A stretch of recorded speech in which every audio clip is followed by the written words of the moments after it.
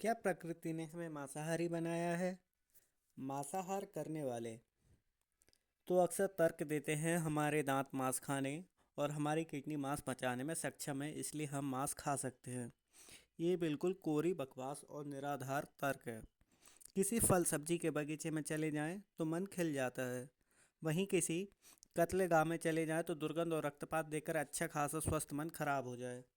फल सब्जी तोड़ने पर आपको कोई गलानी नहीं होती, उनकी पीड़ा, उनका रोना और चीखना आपको सुनाई या दिखाई नहीं देता।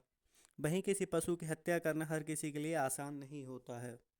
सच तो ये है कि हमारी जीभ के अलावा सारी इंद्रियां आंख नाक कान त्वचा मांसाहार के खिलाफ हैं और जीभ भी बिना मसालों के पकाए नहीं पसंद कर। इनसे आपको समझना चाहिए कि प्रकृति आपको क्या इशारा कर रही है। वो जो मांसाहारी है, वो तो तर्क देते हैं मांस खाने के लिए। माँ फ़ोन करके पूछ रही थी कहाँ तक पहुँचा बेटा। फिर जब पहुँच गया वो बोली कैसे हो बेटा। वो पूछ नहीं रही थी, वो देखना चाहती थी कि मैं सुरक्षित हूँ या नहीं। कभी मेरी तबीयत ख़राब भी रहती है और माँ फ़ोन करके कहती हैं कि कैसे हो बेटा।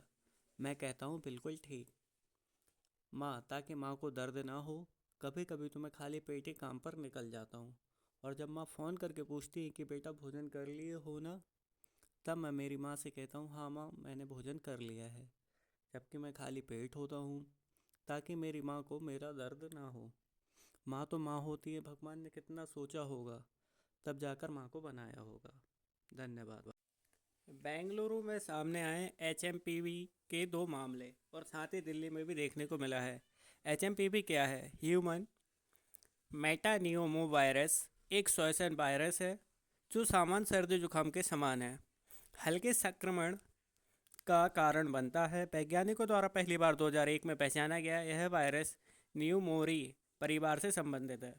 एचएमपीवी के संकेत और लक्षण सामान्य सर्दी जुकाम से मिलते जुलते हो सकते हैं। इसमें सर्दी, खांसी, बहती नाक, गले में खराश, बुखार आदि शामिल है। इसकी अनुमानित अवधि 3 से 6 दिन की है। ज़्यादातर लोगों में घर पर आदृश्य आश्रय सहायक देखभाल के साथ बीमारी कुछ दिनों में अपने आप ठीक हो जाती है। और घर में बड़े बुजुर्ग और बच्चों को संक्रमण से बचाए रखें। एचएमपीवी कैसे फैलता है? संक्रमित व्यक्ति के संपर्क में आने से, वायरस वाली वस्तुओं को छूने से फैलता है, जैसे खांसी, छींक से स्त्राव, जैसे हाथ मिलाना, गले लगना, दरवाजे की कुंडी, फ़ोन या कीबोर्ड को टच, मुंह, नाक या आंखों को छूना। ऐसा सुनने में आ रहा है कि हो सकता है लॉकडाउन लगने के चांसेस हों, कुछ लोगों का ऐसा मानना है। पर ऐसा होगा, इसका कोई प्रॉपर वे नहीं है, ऐसा कोई प्रॉपर सही नहीं है कि हो भी सकता है नहीं भी हो सकता है। पर आप अगर अपनी सुरक्षा रखते हैं तो काफ़ी अच्छा है।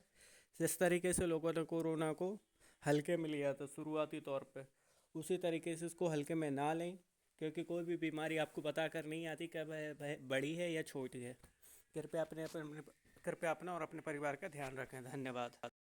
अभी भोपाल का कचरा पीथमपुर जलने के लिए जा रहा है, जिस पे काफ़ी सारे आंदोलन नहीं, विरोध कह सकते हैं, हो रहे हैं। आइए जानते हैं ये है क्या चीज़। यूनियन कार्बाइड कचरा निष्पादन से जुड़ी आवश्यक जानकारी। भोपाल में लगभग 358 टन यूनियन कार्बाइड का कचरा निकला है। 60% से ज़्यादा केवल स्थानीय मिट्टी है और लगभग 40% सेवन नेपथॉल रिएक्टर ड्यूस और सभी प्रोसेस पेप्टिसाइड का अपशिष्ट है।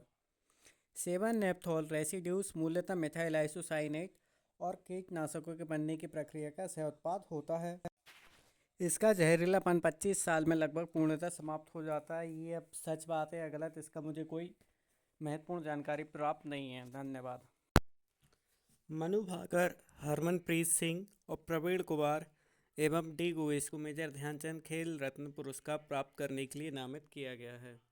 खेल रत्न पुरस्कार मेजर ध्यानचंद में जो पुरस्कार मिलने वाला है, जिसमें जो इनाम मिलने वाला है, उसमें इनका कोई टैक्स नहीं लगने वाला और काफ़ी सारी सुविधाएं मिल सकती हैं।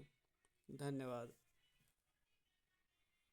साइकोलॉजी फैक्ट मैं आपको बताना चाह रहा हूँ, हो सकता है आपने खुद अनुभव किया हो। किसी शादी पार्टी या किसी बड़े इवेंट या फिर किसी त्यौहार वाले दिन बहुत लोग बहुत ज़्यादा खुश हो जाते हैं, लेकिन उसकी समाप्ति के अगले दिन या कुछ घंटों बाद ही मन उदास होने लगता है। याद रखना, जिस मात्रा में खुश होंगे उसके कुछ समय बाद उसी मात्रा में आपको थोड़ा बहुत उदास होना पड़ेगा, क्योंकि हमारा मन हर चीज़ का बैलेंस बनाए रखता है। इसलिए संत कहते हैं हर परिस्थिति में एक जैसा भाव रखें। क्योंकि सुख और दुख दोनों ही हमारे दिमाग की बड़ी ऊर्जा चुरा लेते हैं। काफ़ी बार आपने ये चीज़ खुद से महसूस की होगी और जाने अनजाने आपको ये चीज़ दिख भी जाती है, महसूस हो भी जाती है, पर आप इस चीज़ पर कभी ध्यान नहीं देते हैं, इस बात पर कभी ध्यान नहीं देते। पर होता अक्सर यही है।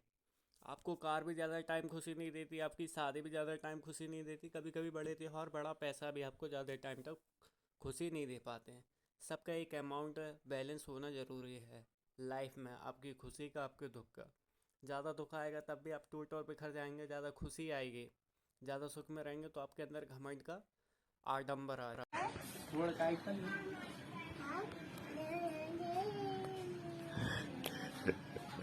Very good, very good.